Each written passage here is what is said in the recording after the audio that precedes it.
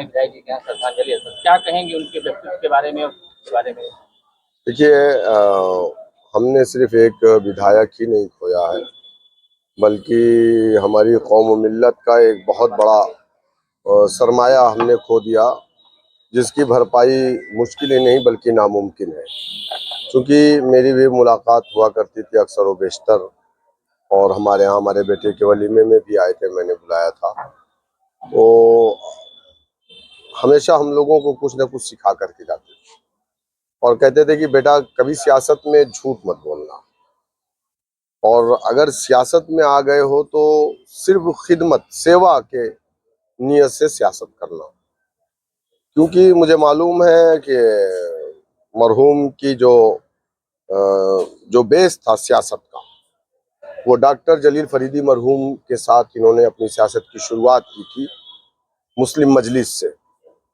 तो हमें उनकी भी किस्से ये सुनाया करते थे और हम सुन करके बहुत कुछ सीखते थे। तो मैं दुआ करूंगा अल्लाह से कि अल्लाह उनकी मग़फ़िरत फरमाए, उनके घर वालों को, उनके आला औलाद को अल्लाह सब्र दे।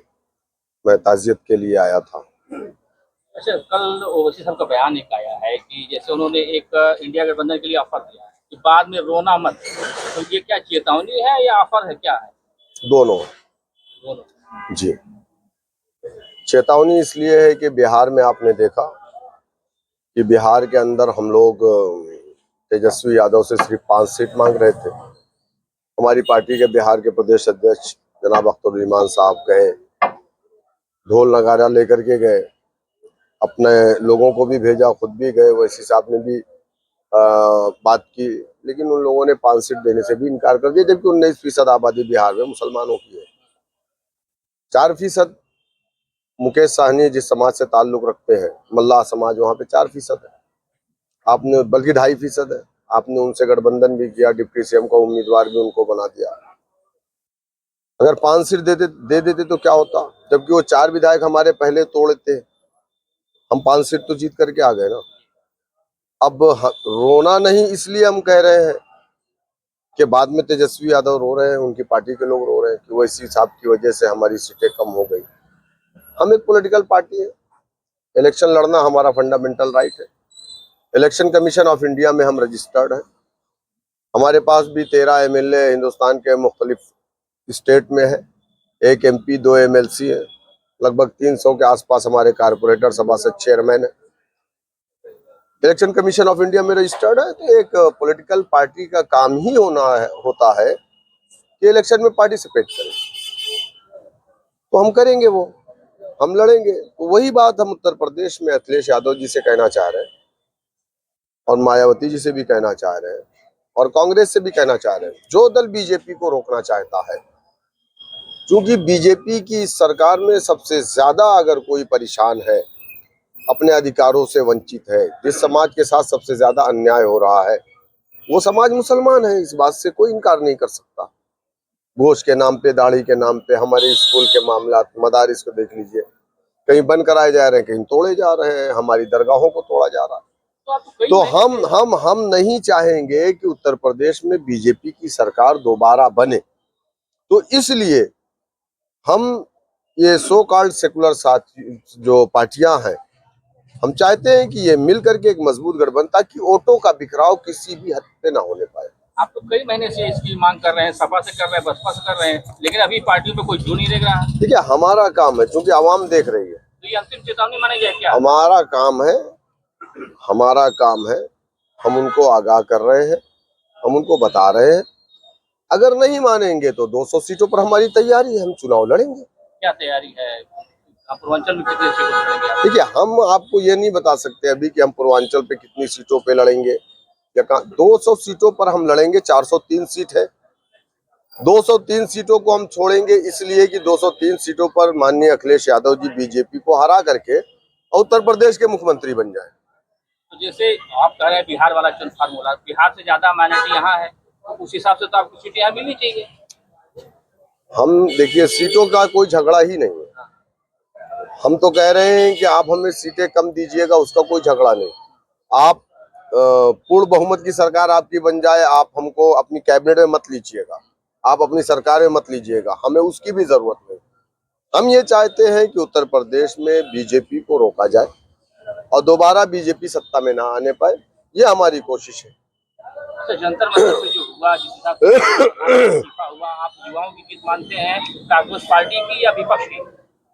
देखिए, जिस तरीके से स्टूडेंट वहां पर इकट्ठा हुए और उन लोगों ने प्रदर्शन किया, 2014 में पहली मर्तबा मोदी सरकार के खिलाफ इतना बड़ा प्रोटेस्ट हुआ, जो किसी पार्टी का प्रोटेस्ट नहीं था, बल्कि उत्तर हिंदुस्तान के उन युवाओं का प्रोटेस्ट था जो परीक्षाएं लीक होती थी बार बार, एक बार नहीं कई बार, कई बच्चे सुसाइड भी कर लिए।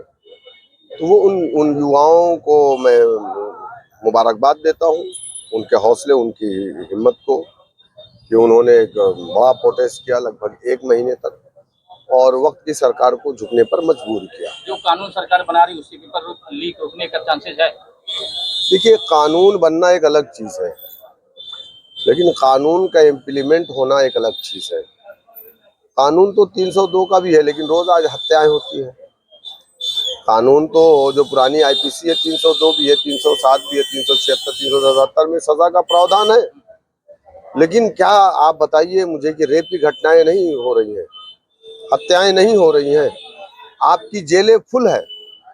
कानून बनाने से नहीं, बल्कि समाज को जागरूक करना पड़ेगा, समाज को जागरूक करना पड़ेगा उसको। कांग्रेस पार्टी ने आंदोलन किया, उसका जो है विपक्ष फायदा उठाना चाह रहा है।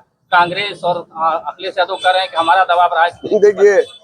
देखिए, विपक्ष के पास तो कुछ बचा नहीं है। उस आंदोलन को यकीनन कुछ वक्त के लिए कांग्रेस उसको भुनाना चाहती थी, उस आंदोलन को कमजोर करना चाहती थी, लेकिन नौजवानों ने होशियारी दिखाई कि उस आंदोलन को कमजोर नहीं होने दिया, वरना वो आंदोलन 2 टुकड़ों में बढ़ जाता और कमजोर हो जाता, जिसका फायदा मौजूदा हुकूमत को हो जाता। बीजेपी के पतन की शुरुआत माना जाए, जिस तरह से छिपा हुआ 27-29 में कहीं न कहीं सरकार कमजोर हुई है। देखिए, यकीनन मुझे लगता है कि नरेंद्र मोदी जी ने, जो हमारे देश के प्राइम मिनिस्टर हैं, पहली मर्तबा बड़ी परेशानी और हड़बड़ाहट में उन्होंने खुद का अपना वीडियो बना करके, आपने देखा होगा, वरना रात को 12 बजे उन्होंने डाला, वरना हमेशा उनके साथ पूरी एक टीम चलती है, कैमरामैन होता है, एक्शन, पूरी वो शूट होता है फिल्मों की तरह। लेकिन आपने देखा कि कितनी हड़बड़ाहट में हमारे देश के प्राइम मिनिस्टर ने कल भी एक वीडियो उन्होंने डाला। तो कहीं ना कहीं जाहिर सी बात है कि सरकार तो हिलेगी। भाई देखिए, ये लोकतंत्र है और लोकतंत्र में बादशाह यहाँ की जनता होती है। जनता जिसको चाहती है तख्त पर बैठाती है, जनता जिसको चाहती है तख्त पर लिटाती है, और नौजवान जिस तरफ चलता है, जवानी जमाना उस तरफ चलता है। ओके, थैंक यू, ठीक है, शुक्रिया।